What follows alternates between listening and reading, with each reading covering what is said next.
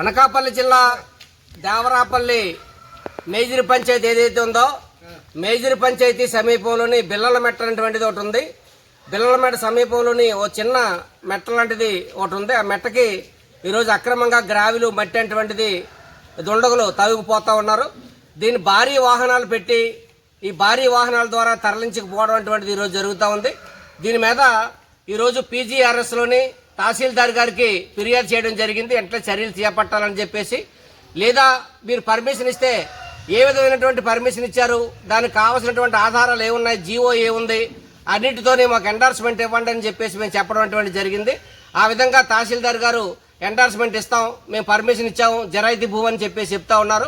గతంలోనే సాధారణమైనటువంటి రైతులు, చిన్న రైతులు ఎవరైతే ఉన్నారో ఆ రైతులు వాళ్ళ భూములు సదును చేసుకుంటా ఉంటే అక్కడికక్కడే మట్టి తోలుకుంటా ఉంటే అక్కడ ఉన్నటువంటి ప్రొక్లైన్ని ట్రాక్టర్ని తీసుకొచ్చి పోలీస్ స్టేషన్లో 3 నెలలు పెట్టి వాళ్ళ మీద కేసులు పెట్టినటువంటిది పరిస్థితి గతంలో ఉంది.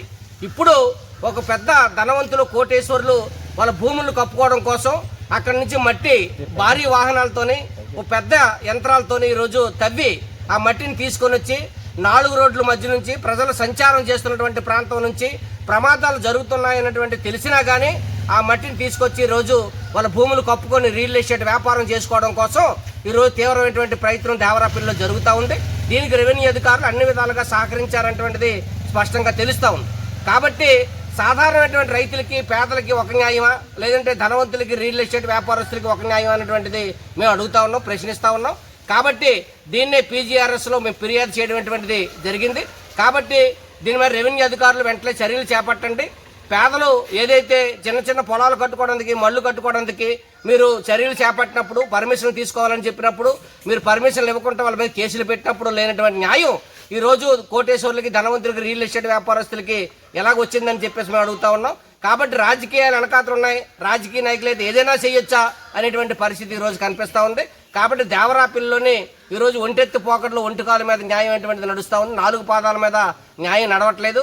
కాబట్టి దీని మీద వెంటనే అధికారులు చర్యలు చేపట్టి వెంటనే మట్టి తవ్వకాలను నిలుపుదల చేయకపోతే మేము జిల్లా కలెక్టర్ దగ్గర సాయంత్రం వెళ్తాం.